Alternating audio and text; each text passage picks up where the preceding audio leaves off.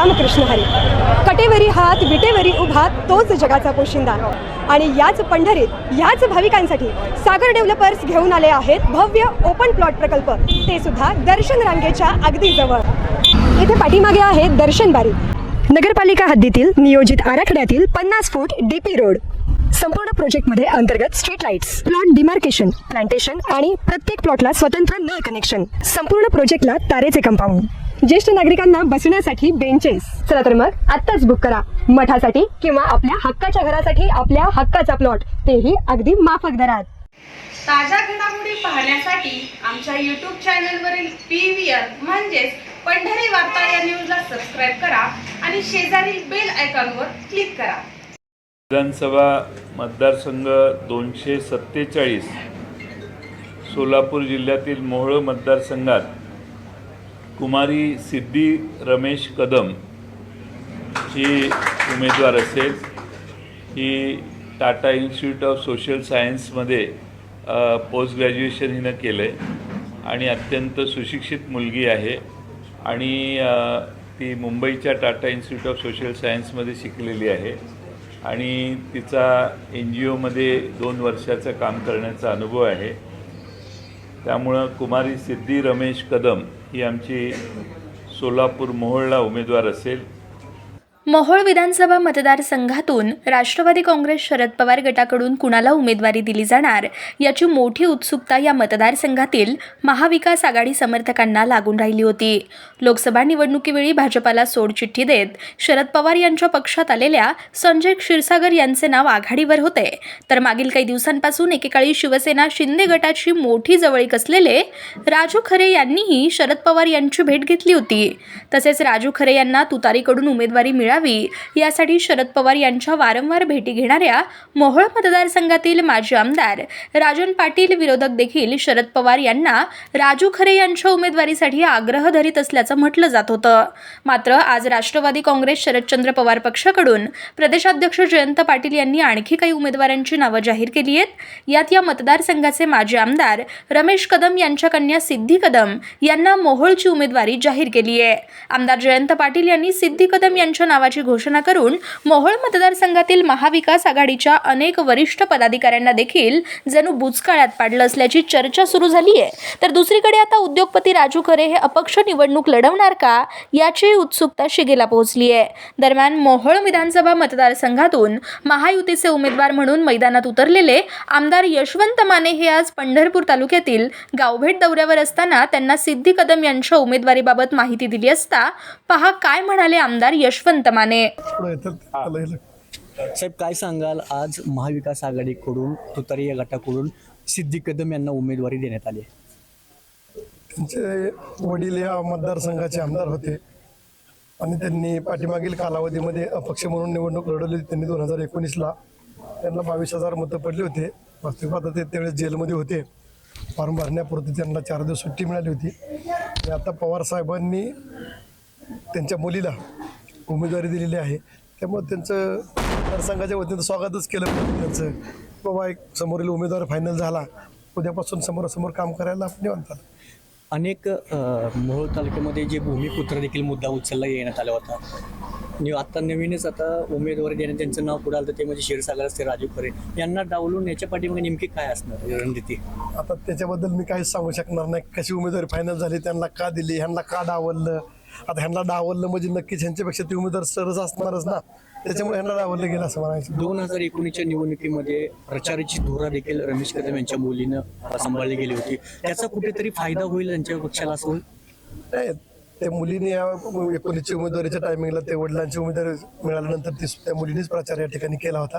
त्याचा नक्कीच त्या मुलीला फायदा होईल. त्यांनी 2000 आताच्या लोकसभेच्या निवडणुकीमध्ये त्यांचीच वडील असलेल्या वडिलांनी भाजपमध्ये भूमिका साकारली होती, त्यांना पाठिंबा दिला होता. आता तुतारीकडून त्यांनी यश कसं म्हणजे जनतेला नक्की कळतं की कोण कुठं जातंय, कोण कोणाला पाठिंबा देतंय, कोण कुठल्या उद्देशाने पाठिंबा देतंय, कुठल्या घटकाबरोबर काम केलं जातं हे आता सर्व मतदार जाणताय.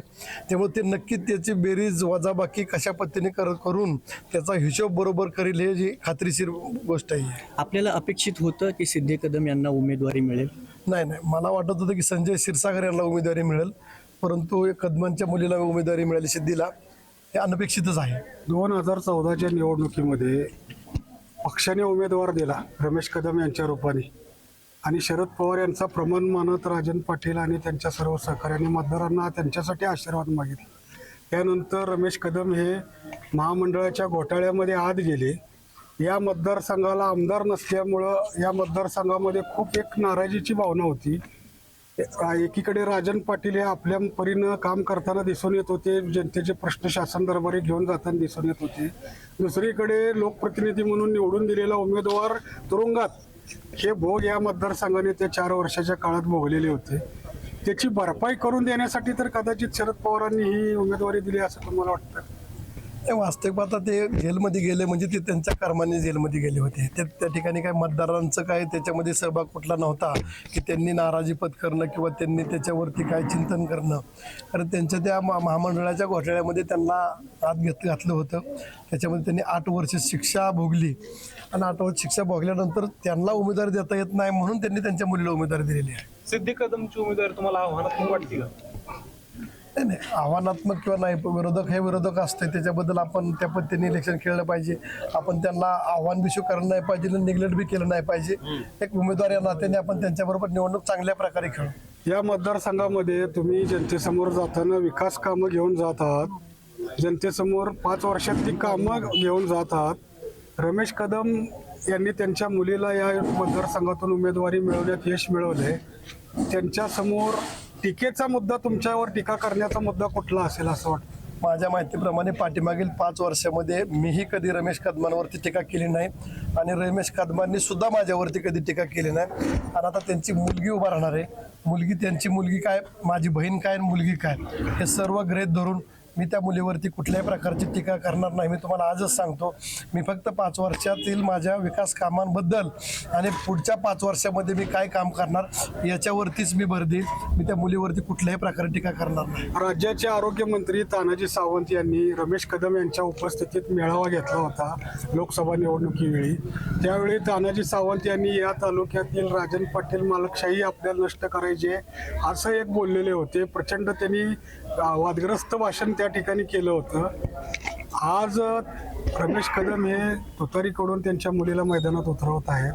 अशा वेळी त्यांनी जी काही भूमिका त्यावेळेला रमेश कदम यांनी स्टेजवर मांडलेली होती, आज ते या मतदारसंघात समोर जाताना भाजपचा प्रचार केलेले लोकसभेच्या वेळेचे उमेदवार आज त्यांच्या मुलीला मैदानात उतरवत आहेत. काय सांगाल याबाबत? नाही, लोकसभेची निवडणूक ही वेगळी होती, विधानसभेची निवडणूक वेगळी होती. त्यावेळेस त्यांना कुणाला तरी पाठिंबा द्यायचाच होता.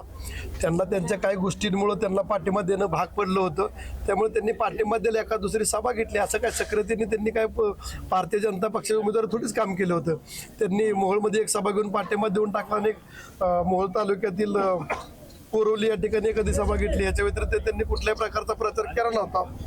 आणि जर प्रचार जरी केला असेल तरी तो रिझल्ट तुम्हाला सर्वांना दिसूनच आलेला आहे ना. नाही, मोळमध्ये कुठलेही आंदोलन अपर तहसीलसारखं आंदोलन देखील झालं होतं, पण रमेश कदम यांनी देखील कुठेही याबाबत कुठेही उल्लेख केला नव्हता, सहभाग घेतला नव्हता संघर्ष समितीमध्ये.